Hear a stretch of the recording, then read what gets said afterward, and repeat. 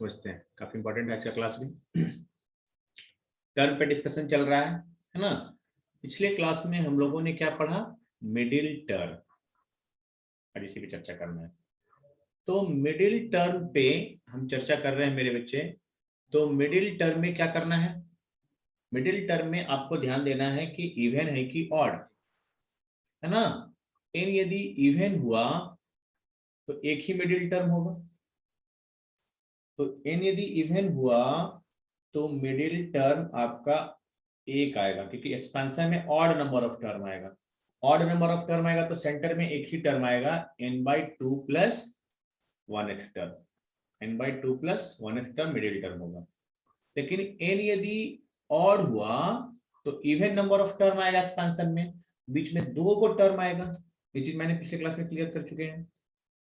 तो यहाँ पे जो मिडिल टर्म आएगा वो आपका आएगा n+1/2th, n+1/2th and n+3/2th, to middle term है। और एक चीज और बताया था नोट में कि मिडिल टर्म का बाइनोमियल कोफिशिएंट्स ग्रेटेस्ट होता है। तो यदि बीच में दो मिडिल टर्म है तो दोनों का कोफिशिएंट ग्रेटेस्ट होगा और दोनों बराबर होगा। यहाँ तक कॉन्सेप्ट क्लियर है? सवाल पे किए थे, नेक्स्ट सवाल पे। if the middle term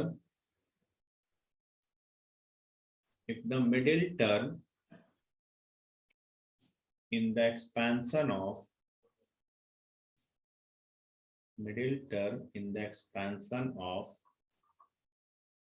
x square plus 1/x का पावर n is, अभी तक हम लोग मिडिल टर्म निकाल रहे थे पिछले क्लास में। अब मिडिल टर्म दे दिया है 924x का पावर 6, मिडिल टर्म दे दिया है। Then find the value of n, find the value of n। तो इससे तो एक चीज पता चला कि एक मिडिल टर्म है, एक मिडिल टर्म है, मतलब n क्या रहा होगा, इवन रहा होगा, इवन n इवन रहा होगा, क्योंकि दो होता तो दो दो मिडिल टर्म होता। तो n के बारे में हिंट मिला मुझे कि n रहा होगा इवन। अब n का वैल्यू हम लोग कैसे कैलकुलेट करेंगे, यानी इसका मिडिल टर्म कौन सा होगा, मिडिल टर्म होगा n/2 plus 1th term, n/2 plus 1th term इसका क्या होगा, मिडिल टर्म होगा, मिडिल टर्म होगा, मिडिल टर्म। यानी हमको निकालना होगा tn/2 प्लस 1th, tn/2 कैसे पता चला कि इवन है, ये चीज क्लियर कर दिए। तो tn/2 प्लस 1th टर्म इसका मिडिल टर्म होगा। tn लिखने का क्या कॉन्सेप्ट पढ़े हैं, tn लिखने के लिए हम लोग पढ़े हैं कि nc और एक कम तो n/2 है ना, और फर्स्ट टर्म पे पावर दोनों का डिफरेंस n/2, और सेकेंड टर्म पे पावर लोअर सफिक्स n/2। और ये पूरा वैल्यू कितना दिया हुआ है, ये पूरा दिया हुआ है 924 x का पावर 6, 924 x का पावर 6। देखते हैं n निकालना है ना। तो nc n/2 और x का पावर कितना आएगा, 2 से 2 कट जाएगा n, और नीचे x का पावर कितना आएगा n/2, और ये आ जाएगा 924 x का पावर 6। nc n/2 x का पावर n/2 और ये आ जाएगा 924 x का पावर 6। x के पावर को इक्वेट कीजिए, यानी n/2 आ जाएगा मेरे बच्चे 6, यानी n बराबर कितना आ जाएगा 12, n इक्वल टू 12। और 12c6 का वैल्यू कैलकुलेट कर लीजिए। जब 12c6 कैलकुलेट करेंगे तो ये 924 से मैच कर जाएगा, तो उसकी कोई जरूरत नहीं थी। बस यहाँ पे जो पावर है और ये पावर को जैसे हम इक्वेट करेंगे तो n का वैल्यू कैलकुलेट हो जाएगा। Answer is 12, answer is 12। Middle term का कॉन्सेप्ट समझ में आ रहा है? Yes. नेक्स्ट सवाल पे आते हैं। The coefficient of the middle term, curve वाला टॉपिक काफी इंपॉर्टेंट चल रहा है। The coefficient of the middle term in the term in the binomial expansion. In the binomial expansion in power of x. Power of x of एक binomial expansion है 1 plus alpha x का power 4 और एक और है 1 minus alpha x का power 6 is the same if alpha equals, alpha का value क्या होगा? ऑप्शन दिया हुआ है 3/5, 10/3। पर क्वेश्चन को समझते हैं। -3/10 और आपका है -5/3। कहने का मतलब यह है मेरे बच्चे, समझेंगे कि जो मिडिल टर्म होगा उसका जो कॉफिशिएंट है वो इक्वल दिया हुआ है। तो इसका मिडिल टर्म कौन सा होगा? 1 प्लस अल्फा एक्स का पावर 4 का मिडिल टर्म कितना होगा? n इवन है ना, तो इसका मिडिल टर्म कौन सा होगा? इसका मिडिल टर्म होगा n/2 + 1, थर्ड टर्म है ना। थर्ड टर्म इसका मिडिल टर्म होगा। तो T3 निकालते हैं इसका, T3 कैलकुलेट करते हैं। T3 किसका? 1 प्लस अल्फा एक्स का पावर 4। कैसे निकालते हैं T3? 4c2 1 का पावर दोनों का डिफरेंस और अल्फा एक्स का पावर लोअर सफिक्स 2। अब दूसरा एक्सपेंशन क्या है? 1 माइनस अल्फा एक्स का पावर 6, 1 माइनस अल्फा एक्स का पावर 6। इसका बताइए मिडिल टर्म, एन इवन है ना, तो मिडिल टर्म आ जाएगा मेरे बच्चे 6/2 + 1। कौन सा टर्म? Fourth term. तो फोर्थ टर्म जो होगा इसका मिडिल टर्म होगा, इसका T4 निकालिए। What is T4? तो 63 और 1 का पावर 3 और माइनस अल्फा एक्स, क्योंकि बीच में हम लोग प्लस लेके चलते हैं, पावर 3। और इसमें कह रहा है कोएफिशिएंट, क्वेश्चन के लैंग्वेज पे ध्यान दीजिए, coefficient of the middle term in the binomial expansion in power of x, coefficient.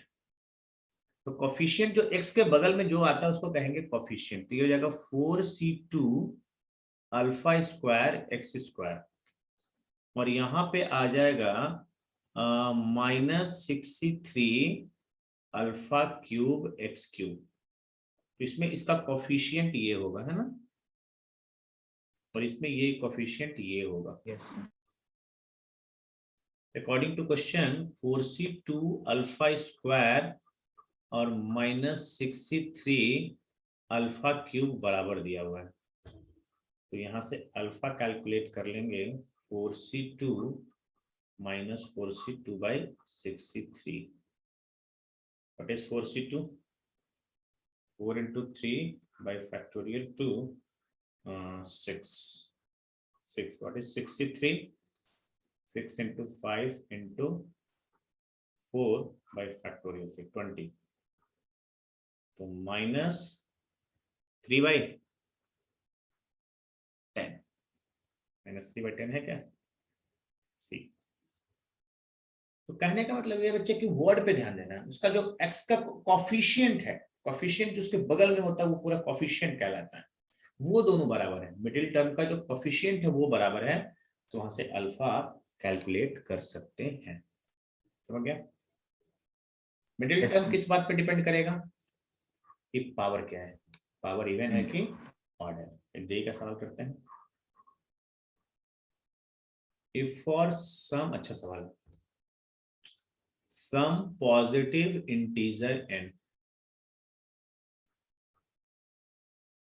some positive integer n, the coefficient of three consecutive terms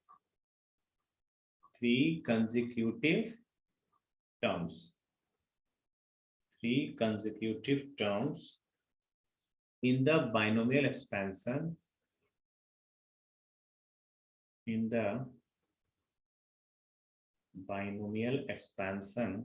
यही में आया वो सवाल है, binomial expansion of yes 1 plus x का power n plus 5 are in the ratio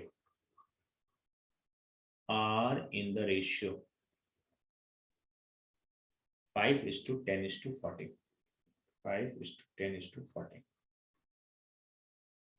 Then the largest coefficient,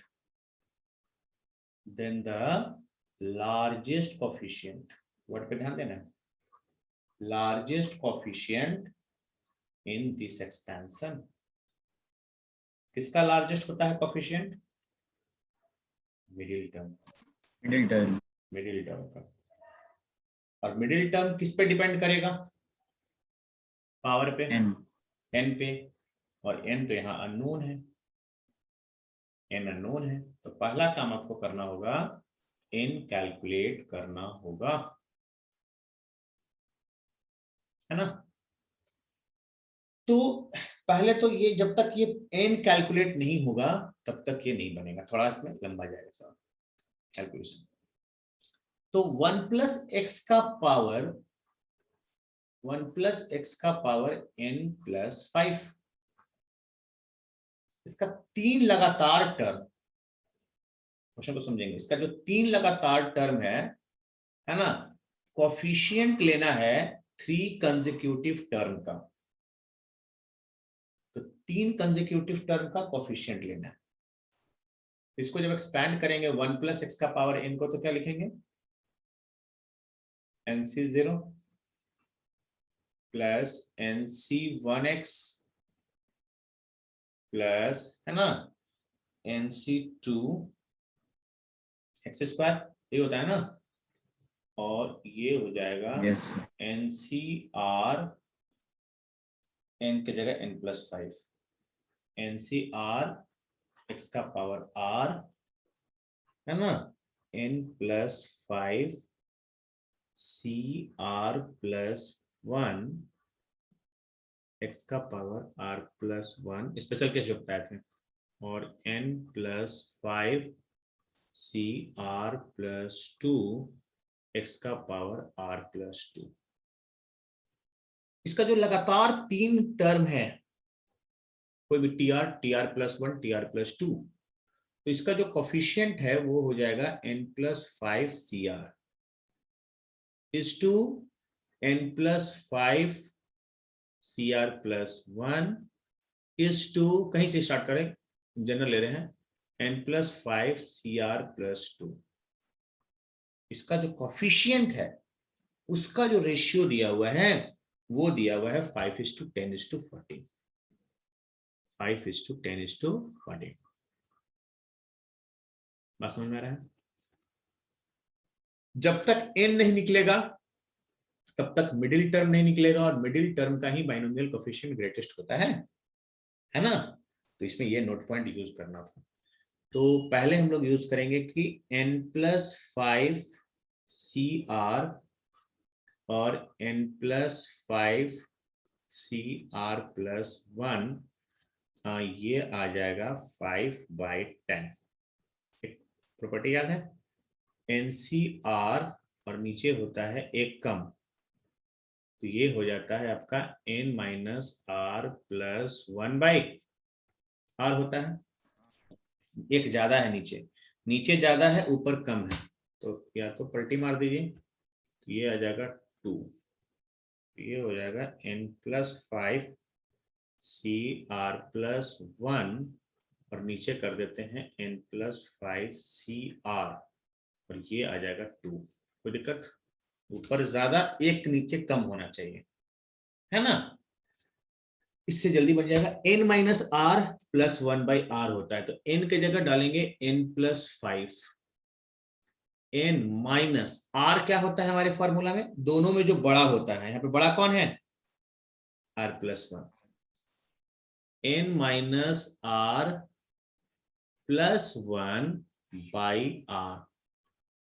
बहुत समय बचाता है ये सब फॉर्मूला एग्जाम में आपका। ये 2 के बराबर है। एक यहाँ से डाटा निकाल लेते हैं, तो n+5 -r-1+1 और ये आ जाएगा 2r+2। 1 से 1 कैंसल आउट, तो यहां से आ जाएगा n-3r और +3 इक्वल टू 0। ये फॉर्मूला से बहुत समय बच जाएगा आपका। n-3r +3 equal to 0, equation number 1। एक और डाटा यूज करते हैं, n+5 CR+1, n+5 CR+1 और नीचे क्या होता है, नीचे है n+5 CR+2, n+5 CR+2। ये रेशियो कितना है मेरे बच्चे, 10/14। 10/14 यानी कितना, 5/7। अपने फॉर्मूला पे लाने के लिए हम इसको पलटी मार देते हैं, हमको ज्यादा अच्छा लगता है। n+5 CR+2 ऊपर में ज्यादा होना चाहिए और एक कम होना चाहिए नीचे, n+r5 CR+1 और ये आ जाएगा 7/5। क्या फॉर्मूला वैलिड है यहाँ, फॉर्मूला होता है n-r, दोनों में बड़ा कौन है, n-r+1/r और ये आ जाएगा 7/5। समझ रहे हैं, n-r 5 और 1 6 में से 2 गया 4 और ये जाएगा 5 इधर और ये आ जाएगा 7r+14। 5n-5r+20 equal to 7r+14। इस तरफ ट्रांसफर कीजिए, 5n-12r, 5n-12r और +6 equal to 0। This is equation number 2। This is equation number 2। और पहला इक्वेशन क्या था बच्चे मेरे पास, पहला इक्वेशन था n-3r+3 equal to 0। n-3r+3 equal to 0। इसको सॉल्व करके n निकाल लीजिए, तो r कितना आ जाएगा, r आ जाएगा n+3/3। r एलिमिनेट ही कर देते हैं, तो 5n-12 n+3/3 6 इक्वल टू 0। हाँ, R3 3 से 4, ठीक है। 5n-4n-12 +6 equal to 0। तो यहां से n का वैल्यू कितना आ रहा है, 6। n का वैल्यू कितना आ रहा है, 6। इतना मेहनत करके हम लोगों ने n का वैल्यू निकाल लिया, यही हमको करना था। तो 1 + x का पावर क्या है, n+5, ये एक्सपेंशन था। तो 1 + x का पावर ये कितना हो जाएगा, 11। अब इसका जो बाइनोमियल कोएफिशिएंट ग्रेटेस्ट किसका होगा, मिडिल टर्म का। इसका मिडिल टर्म कौन होगा? इसका मिडिल टर्म होगा 2 होगा 11 प्लस 1/2 और 11 प्लस 3/2 कौन सा आएगा मिडिल टर्म इसका? 6 और 11 7th टर्म, यानी 7th टर्म का कोफिशिएंट सबसे ज्यादा होगा, है ना? यानी 6 और 7 दोनों का सेम आएगा, बराबर भी आएगा। तो इसका बाइनोमियल कोफिशिएंट चाहिए। अच्छा T6 होगा कितना? T6 हो जाएगा 11C5 और 1 का पावर दोनों का डिफरेंस और x का पावर 5, तो कोफिशिएंट तो इसी को बोलते हैं ना, यानी कोफिशिएंट हो जाएगा 11C5। 11C5 का वैल्यू कैलकुलेट कर लीजिए। 11C5 का वैल्यू कैलकुलेट कीजिए, कितना आ रहा है जल्दी बताइए।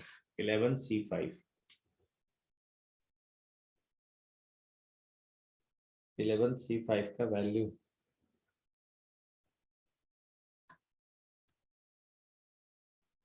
11C5 का वैल्यू आपका आएगा मेरे बच्चे 462।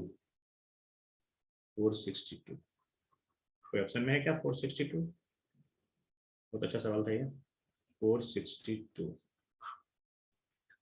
तो मेन आपको n निकालना था और ये फॉर्मूला बहुत काम का है, तो फैक्टोरियल n बाय फैक्टोरियल और n माइनस r कीजिएगा तो बहुत टाइम लग जाएगा। तो ये बहुत लीनियर इक्वेशन आ गया, फिर दूसरा भी लीनियर इक्वेशन आ गया, फिर दोनों को सॉल्व करके n आ गया और n जैसे आया तो इंडेक्स मिल गया, और इंडेक्स मिल गया तो पता चल गया कि वो इंडेक्स 11 है, यानी मिडिल टर्म छठा होगा और 7वां होगा।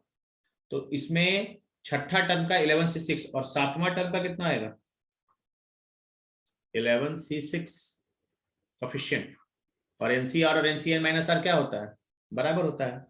तो 11C5 और 11C6 बराबर होगा, आंसर इसका हो जाएगा 462।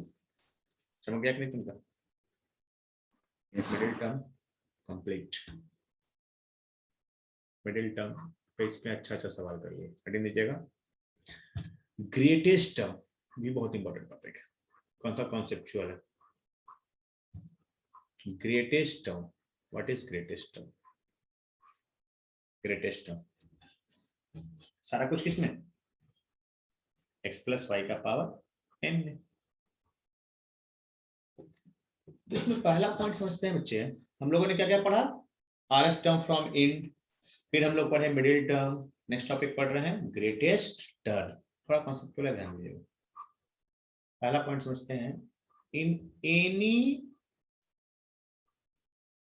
Binomial expansion, any binomial expansion greatest term का मतलब क्या होता है प्लीज समझते हैं। Greatest term means numerically greatest term, ये इंपॉर्टेंट है। न्यूमेरिकली, माइनस प्लस के साथ नहीं लेना है ना, मॉड वाई लेना है। Numerically greatest term, numerically greatest term, numerical value मतलब मॉड वैल्यू। तो ग्रेटेस्ट टर्म का मतलब हम लोगों ने क्या समझा कि मॉड वाइज से एक आ रहा है -15 और एक आ रहा है 20, तो 20 हो जाएगा ग्रेटेस्ट टर्म, है ना। उसके बाद ग्रेटेस्ट टर्म का मतलब न्यूमेरिकली ग्रेटेस्ट टर्म, जिसका मतलब समझिएगा, न्यूमेरिकली ग्रेटेस्ट टर्म का मतलब जिसका वैल्यू, जैसे कि हम x प्लस वाई को पावर n को एक्सपैंड करेंगे, तो इसमें यदि हम वैल्यू डाल देंगे, x और y का वैल्यू डाल देंगे, तो यहाँ पे आपका क्या आएगा, मान लेते हैं आ रहा है -50, फिर आपका सेकंड टर्म आ रहा है 15, 2 ही मान लेके आ रहा है ना। तो इसमें सबसे ग्रेटेस्ट टर्म कौन हुआ? फर्स्ट टर्म -50 का मॉड, इसका वैल्यू सबसे ज्यादा है। मिडिल टर्म नहीं, हम लोग ग्रेटेस्ट टर्म को पढ़ रहे हैं जिसमें कि वैल्यू डालने के बाद सबसे ज्यादा है। इसको नेक्स्ट पॉइंट से समझते हैं। पहला बात ये समझना है कि ग्रेटेस्ट टर्म का मतलब न्यूमेरिकली ग्रेटेस्ट टर्म, मतलब जिसका मॉड वैल्यू टर्म का जो सबसे ज्यादा है। समझ आ रहा है? यस। दूसरी बात समझते हैं, if rth term is the greatest term, यदि rth term is the greatest term है तो क्या होगा? मान लेते हैं कि फिफ्थ टर्म ग्रेटेस्ट टर्म, तो फिफ्थ टर्म यदि ग्रेटेस्ट टर्म है तो ये अपने जस्ट पहले वाले टर्म से भी बड़ा होगा और ये अपने जस्ट बाद वाले टर्म से भी बड़ा होगा, दोनों वैलिड होना चाहिए।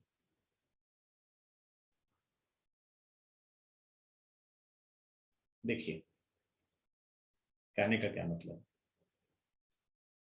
ग्रेटेस्ट टर्म का मतलब देखिए बाइनोमियल में क्या होगा, बाइनोमियल कोएफिशिएंट का वैल्यू बढ़ता है बढ़ता है बढ़ता है, बीच में जाके मैक्सिमम होता है, फिर घटना स्टार्ट होता है, और हम लोग उसमें इनपुट भी डालते जाएंगे तो वैल्यू बढ़ेगा बढ़ेगा बढ़ेगा, बीच में जाके मैक्सिमम होगा और फिर घटना स्टार्ट होगा। बाइनोमियल में ऐसा कुछ नहीं होता है कि बीच में बढ़ा फिर घटा फिर बढ़ा घटा, ऐसा कुछ नहीं होता है ना, क्योंकि उसका जो बाइनोमियल कोएफिशिएंट है वो भी बढ़ता है और एक्स वाई का वैल्यू बढ़ा रहे हैं तो वो बढ़ेगा बढ़ेगा, बीच में कहीं मैक्सिमम होगा, कहीं जाके मैक्सिमम होगा, फिर घटेगा। तो कोई भी टर्म मैक्सिमम तब है जो अपने पहले वाला से भी बड़ा हो जाए और अपने बाद वाला से भी बड़ा हो जाए, नहीं ना, अपने जस्ट पहले वाले से भी बड़ा हो जाए, अपने बाद वाला से भी बड़ा हो जाए, तो यहाँ पर बड़ा मिलेगा, यही ना कॉन्सेप्ट है, कैलकुलस में भी पढ़ेंगे मैक्सिमा मिनिमा वगैरह में। यस तो केस वन हम लोगों ने लिया, थोड़ा सा डेरिवेशन समझेंगे, डेरिवेशन नहीं करेंगे तो मजा नहीं आएगा, थोड़ा लंबा जाएगा। यानी मैंने कहा कि जो TR by TR minus one अपने जस्ट पहले वाले से भी ये बड़ा होगा, दोनों केस को वैलिड करना होगा, और TR by TR plus one से भी ये टर्म बड़ा होगा, तो आरएफ टर्म जो होगा वो सबसे ग्रेटेस्ट टर्म होता है। मिडिल टर्म और ग्रेटेस्ट टर्म में अंतर है, समझिएगा। हम लोग यहाँ से डेरिवेशन करना चाहते हैं बच्चे, हाँ से समझिए। अब टीआर क्या लिखेंगे, याद है एनसीआर माइनस वन, और x का पावर दोनों का difference n minus r plus one, और y का पावर लोअर सफिक्स, नीचे आइए, NCR माइनस टू एक का, और x का पावर दोनों का difference n minus r plus two, और y का पावर लोअर सफिक्स, पूरा mod value greater equal to 1। ये स्टेप समझ में आ रहा है? यस थोड़ा सा पेशेंस रखना पड़ेगा डेरिवेशन, क्योंकि डेरिवेशन चमक जाएगा तो रिजल्ट तो याद करके कोई भी बना देगा। ये फॉर्मूला मेरा बहुत इंपॉर्टेंट है, NCR और NCR माइनस वन एक कम होना चाहिए नीचे, तो ये बना देता है n माइनस आर। अभी जी वाला सवाल में देखिए कितना फास्ट हो गया था, है ना, ये कॉम्पैक्ट होगा क्या, देखिए यस ये दोनों सेम है, एक कम है, यस फॉर्मूला लगाइए, n माइनस बड़ा कौन है, r minus one r minus one plus one by r minus one, और ये ऊपर जाएगा तो आर आर कट जाएगा y, और नीचे आएगा x, एक ज्यादा है नीचे, है ना x, ये पूरा कॉम्पैक्ट होकर y बाई एक्स बचेगा, समझ गए? यस अब ध्यान दीजिएगा, अब ध्यान दीजिएगा, इसको लिखेंगे n plus one by r minus one, minus one, और मॉड ए इंटू मॉड बी, मॉड ए इंटू मॉड बी हो जाता है ग्रेटर इक्वल टू 1। अब r जो होता है हमेशा n से छोटा होता है ना, तो ऊपर में n प्लस वन है और नीचे में r माइनस वन है, ये एक से ज्यादा आएगा, एक से ज्यादा माइनस वन हमेशा पॉजिटिव आएगा, और जो हमेशा पॉजिटिव आएगा उसको हम लोग मॉड के पिंजरा में क्यों बंद करके रखें, मॉड से बाहर कर दिए और इसको उधर भेजें, तो ये हो गया मॉड x बाई वाई, ये उधर गया, पॉजिटिव से मल्टीप्लाई करने से इनफिनिटी चेंज नहीं करेगा। ठीक है, स्टेप पे ध्यान दीजिएगा, n plus one by r minus one greater equal to है 1 प्लस एक्स बाई वाई का मॉड। ठीक है, r माइनस वन भी पॉजिटिव होगा, तो r minus one less than equal to हो जाएगा, क्योंकि r हमेशा 1 होगा या 1 से ज्यादा होगा, r minus one greater equal to n plus one by n plus one by 1 plus mod x by y. यानी यहां से r का रिलेशन आ गया मेरे बच्चे n plus one by 1 plus mod x by y plus 1। इसलिए question समझिएगा, सवाल इसका बहुत इजी वे में बन जाएगा, थोड़ा सा पेशेंस रखना होगा। अब क्या लेते हैं, अब लेते हैं केस 2, क्योंकि आर एफ टर्म यदि ग्रेटेस्ट टर्म है तो दोनों कंडीशन वैलिड होगा ना, अपने जस्ट पहले वाला से भी बड़ा होगा तो अपने जस्ट बाद वाला से भी बड़ा होगा। इक्वल टू भी हो सकता है, इक्वल टू भी हो सकता है, दोनों बीच में बराबर हो गया तो इसलिए इक्वल टू को लेकर चल रहा है। T r by t are plus one greater equal to one. Case 2 क्या लेते हैं बच्चे, केस 2 लेते हैं t r by t are plus one greater equal to one. Y equal equal भी हो सकता है ना, यस। तो मेरे बच्चे what is T r n से आर माइनस वन एक्स का power N minus r plus one y का power r minus one. What is T R plus one N C R X का power N minus R Y का power R. ठीक है, ऊपर कम है नीचे ज्यादा है तो उल्टा लगेगा ना, r by n minus r plus one, cover नहीं करना है इसमें, और इसमें ऊपर एक्स आएगा और नीचे वाई आएगा ग्रेटर इक्वल टू वन। समझ रहे हैं बात, मॉड इन टू मॉड भी हो जाएगा और ये हमेशा पॉजिटिव होगा, n minus r plus one है ना, ये मॉड से बाहर आ जाएगा r by n minus r plus one. जो चीज हमेशा पॉजिटिव होता है उसको मॉड में नहीं रखते हैं, एक्स बाई वाई का मॉड ये पॉजिटिव निगेटिव नहीं होगा, ये मॉड के अंदर रख रहा है क्रॉस मल्टीप्लिकेशन केस में। तो x बाई वाई का मॉड इधर जाएगा ना, ग्रेटर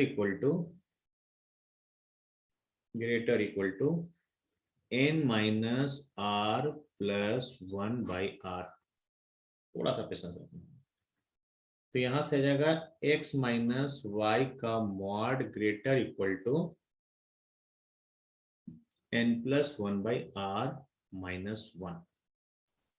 इधर जाएगा तो one plus x by Y का mod greater equal to, direct formula लिख के भी बता सकते थे लेकिन थोड़ा सा इंटरेस्ट आएगा इसमें। यहाँ से r आ जाएगा, r को इधर भेज देंगे, r greater equal to N plus one by one plus mod x by y. This is question number 2।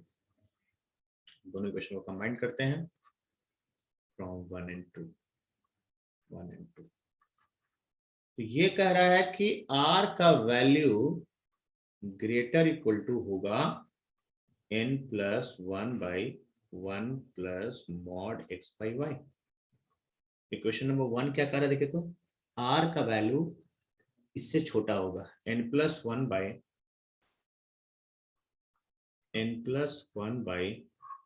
One plus mod x by y plus one.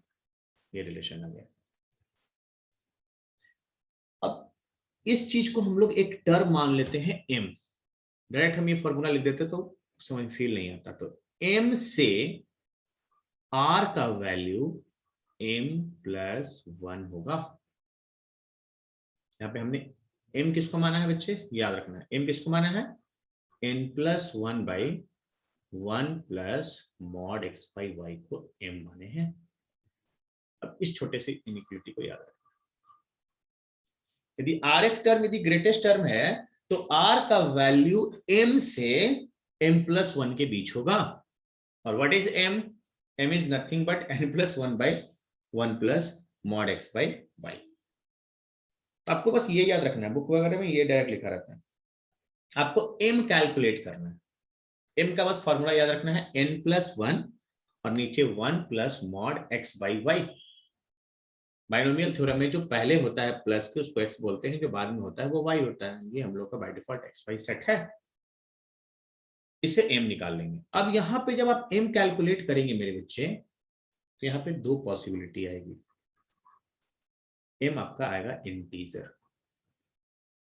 तो m इंटीजर होगा, समझिएगा, तो then mth and m plus 1th, mth and m plus 1th are the two greatest term.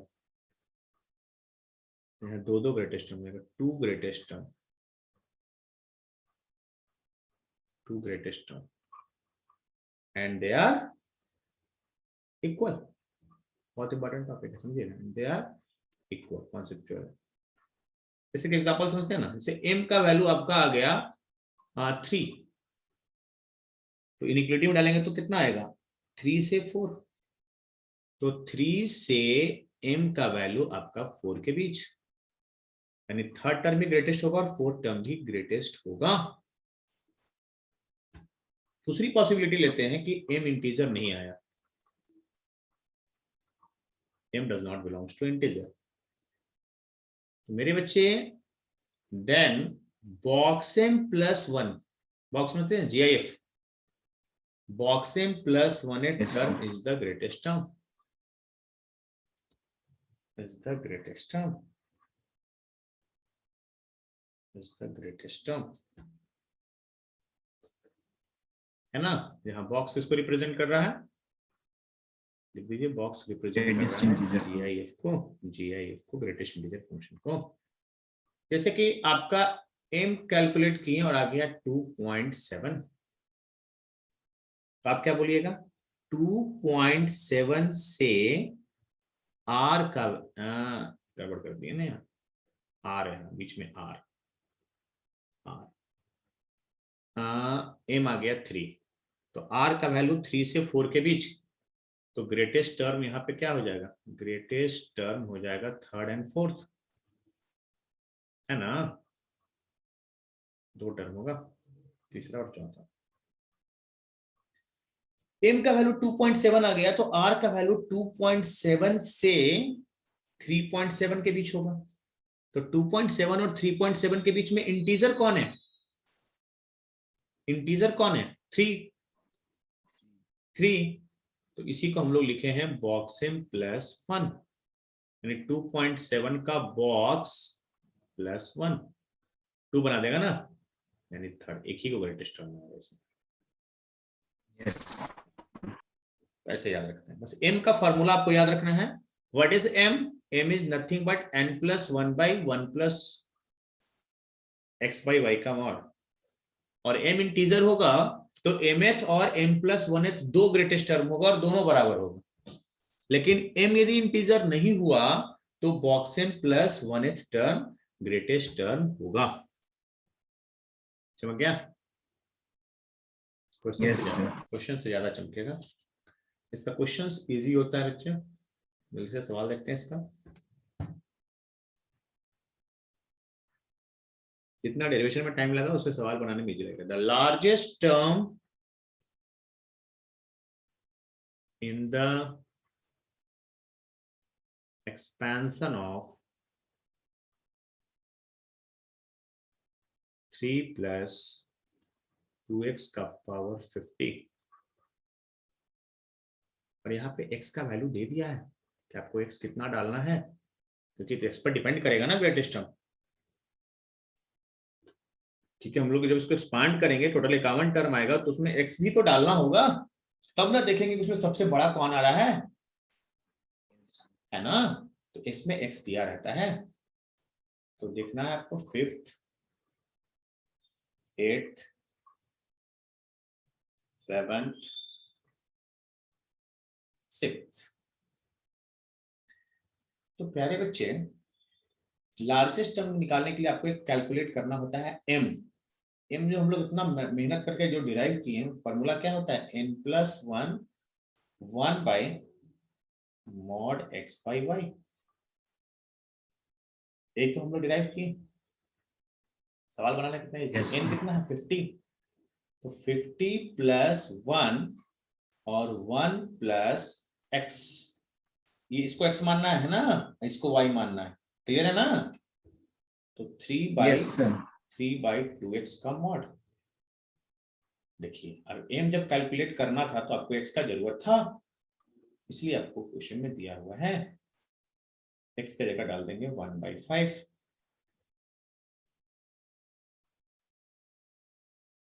ये calculate करेंगे, दिया जाएगा 51/1 plus कितना, 15/2 7.5, यानी 51/8.5। 51/8.5 का वैल्यू कितना आएगा, 51/8.5, ये आपका एग्जैक्ट 6 आ रहा है, एग्जैक्ट 6 आ रहा है। m इंटीजर, अरे बच्चों जब m इंटीजर आ जाए तो क्या पढ़े हैं, तो इसका जो ग्रेटेस्ट टर्म होगा वो होगा 6th and 7th, दो ग्रेटेस्ट टर्म होगा और दोनों का वैल्यू बराबर होगा। समझ गया कितना इजी होता है सर। Yes, sir. ये चीज हम डायरेक्ट बताते ना, फील नहीं आता, मजा नहीं आता, इसीलिए हम आपको पूरा डेरिवेशन कर दिए है ना, जरूरी था डेरिवेशन, Yes, sir. डेरिवेशन जरूरी था करना। Next, x equal to 1/3, x का वैल्यू दे दिया है, then the greatest term, last सवाल करते हैं, छोड़ते हैं, ग्रेटेस्ट टर्म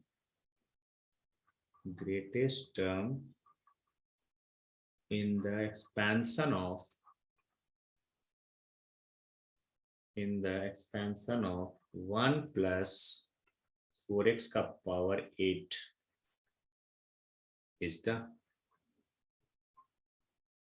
इसका ग्रेटेस्ट टर्म कौन सा होगा, थर्ड टर्म, ऑप्शन दिया हुआ है, सिक्स्थ टर्म, फिफ्थ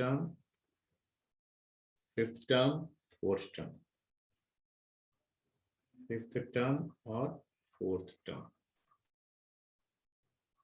कॉन्सेप्ट क्या बच्चे, आपको ग्रेटेस्ट टर्म का सवाल जब भी हो, आपको एक m नाम की चिड़िया है वो कैलकुलेट करना है। m होता है n+1/1 plus mod x by y। m कितना है मेरे क्वेश्चन में, n 8 + 1/1 plus mod x 1/4x, यह जाएगा मेरे बच्चे 9/1 प्लस और 1/4 और x की जगह 1/3, तो ये चला जाएगा 3, मॉड खत्म, कितना हो जाएगा 4 3 7, 36/7, 36/7 कितना आएगा बच्चे, 36/7 आपका आएगा 5.14, ये आएगा 5.14।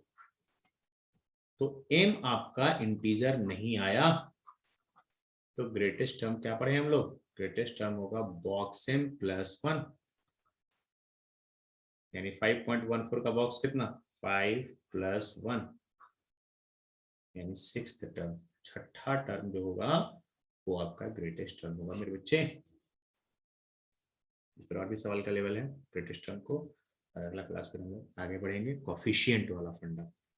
तो ठीक है मेरे बच्चे, आज इतना ही रखते हैं, हो गया, ये क्लियर हुआ greatest Yes, sir. Term. Greatest term के लिए अपने जस्ट पहले और अपने जस्ट बाद दोनों से बड़ा होना चाहिए, क्योंकि बाइनोमियल में कुछ एक्सपेंशन में बल बढ़ता है, बीच में मैक्सिमम होता है, फिर घटता है, क्योंकि बाइनोमियल कोफिशिएंट का वैल्यू बढ़ता है, बीच में मैक्सिमम होता है, फिर घटता है। तो अपने जस्ट पहले अपने जस्ट बाद से बड़ा हो गया तो वो टर्म ग्रेटेस्ट हो गया। तो इसमें टोटल 9 टर्म होगा और 9 टर्म में जो छठा टर्म होगा वो सबसे बड़ा देगा। और बड़ा का मतलब क्या, उसमें x का जब वैल्यू डालेंगे तो प्लस माइनस नहीं लेना है, उसका न्यूमेरिकल वैल्यू लेना है, न्यूमेरिकल वैल्यू लेना है। This is the concept. ठीक है, हाँ जितना ओके।